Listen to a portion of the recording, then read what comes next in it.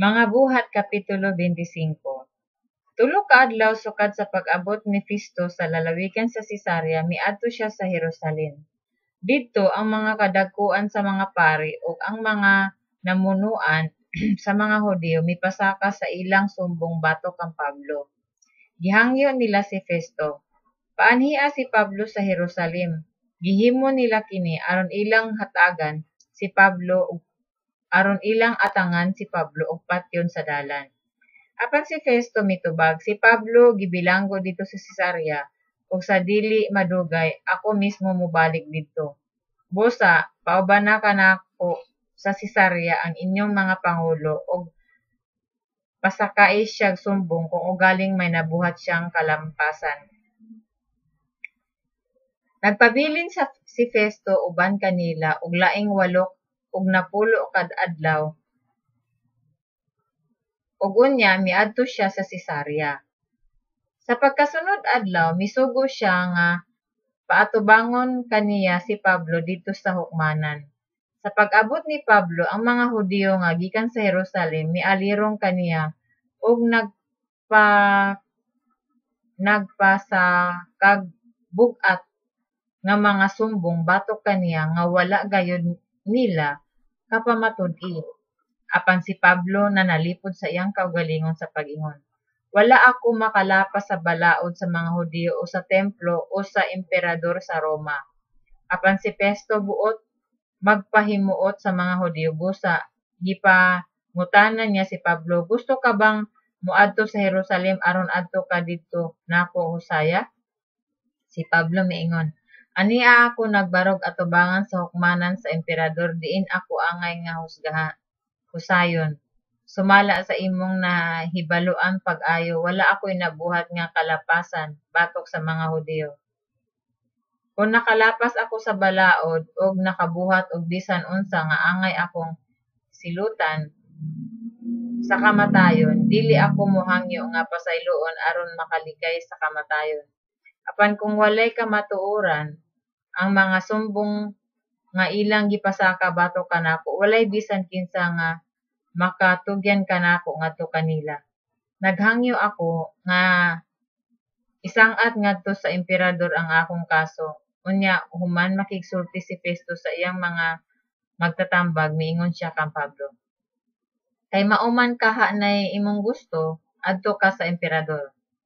Wala madugay si Hari Agripa ug si Bernice miabot sa Cesarea aron paghimamat kang Festo. Human sa pipila ka adlaw nga pagpabilin didto, ang hari gisuginlan ni Festo mahitungod sa kaso ni Pablo. Si Festo miingon, ani ay binilanggo dinhi nga wala buhi ini Felix. Ug sa akong pagtuo, ug sa akong pag-adto sa Jerusalem, ang mga kadagkuan sa mga pari ug ang mga Hudiyo gipasakag sumbong batok kaniya ug gihangyo ako nila nga silutan ko siya. Apan gisultihan ko sila nga dili batasan sa mga Romanhon ang pagsilot sa usa ka sinumbong kung wala pa siya makaatubang sa naggiha kaniya ug wala pa siya kahatagig higayon sa pagtubag sa mga sumbong batok kaniya. Busa sa ilang pag-abot dinhi wala ako maglangan ug sa pagkasunod nga adlaw gipaatubang ko sa hukmanan ang sinumbong. Apan sa pagsulti na sa mga naggiha kaniya wala sila magpasakag bisag unsang sumbong nga akong gipaabot gikan kanila. Nagbangi lamang hinuon sila bahin sa ilang relihiyon ug mahitungod sa usa ka tawo nga patay na nga ginganlag Hesus nga nabanhaw kuno matud ni Pablo. Sa tungod kay wala ako mahibalo kung unsay akong buhaton ining kasuha, gipangutana ko si Pablo kung buot ba siya moadto sa Jerusalem aron adto husaya.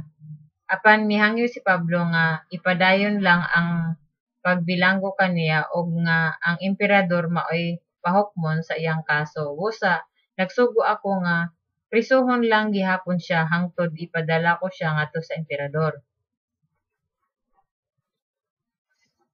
Si Agripa miingon kang Festo, gusto kong mamati niining tawhana. Og si Festo mitubag, Makapamati ka kaniya ugma. Sa pagkasunod nga adlaw, miabot si Agripa ug si Bernice uban sa mga harianong pasundayag, kinuyugan sa mga pangulo sa kasundaluhan ug sa mga kadagkuan sa syudad. Unya, unya misugo si Festo nga paatubangon si Pablo. Si Festo miingon, Haring Agripa ug kamong tanan nga ania dinhi, ania kining tawo nga gipasakaag mga sumbong sa tanang mga Hudyo dinhi ug sa Jerusalem. Maoy ilang singgit nga siya angayng patyon. Apan wala ako'y nakita nga may nabuhat siya nga angayng silutan sa kamatayon. Ug kay mihangyo man siya nga isang-at ngadto sa emperador ang iyang kaso, mihukom ako nga ipadala siya ngadto kaniya. Apan tungod kay wala man ako'y bisan unsa nga ikasulat mahitungod kaniya ngadto sa emperador, gipaatubang ko siya dinhi kaninyo, labi na kanimo, Hari Agripa. Aron tapos mausisa ang iyang kaso, aduna na ako ikasulat. Kay daw dili makatarunganon, alang kanako ang pagpadalag binilanggo sa walay pagtino sa mga sumbong nga gipasaka batok kaniya. Nga buhat Kapitulo 25.